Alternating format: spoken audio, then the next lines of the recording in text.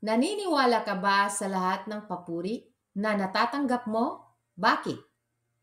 Minsan, ang ibong si Uwak ay lipad ng lipad. Ito ay biglang nakakita ng karning nakabilad sa araw. Tinangay niya ito at lumipad ng malayo. Masaya ako sa araw na ito. Kagad akong nakakita ng pagkain ko. Kailangan kong magkubli upang hindi ako makita ng mga kasama kong hayop. Nakarating siya sa dulo ng sanga ng isang puno at doon ay sisimulan na niyang kainin ang dalang karne.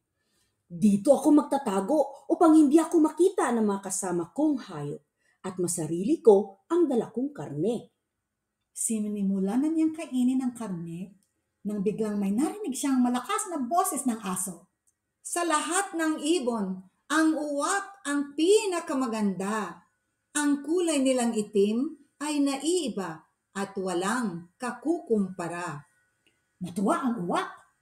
Binukas ang bibig upang humalakhak. Ngunit ang nangyari ay nalaglag ang karne mula sa kanyang bibig. Nahulog ito sa lupa, kung saan kinagat ng aso ang karning nalaglag. Naku, sana hindi ko binuksan ang bibig ko upang nakain ko ang karning dala ko. Nadala kasi ako sa pagpuri ng aso. Yan ang napala mo. Madali kang maniwala. At masayang umalis ang aso dahil nakakuha siya ng pagkain. Mula noon, hindi na nagpalinlang si Uwak kay aso. Ang aral sa kwentong ito, hindi lahat ng papuri ay totoo. Maaaring ginagamit lamang ito ng iba para maisahan o malinlang ka.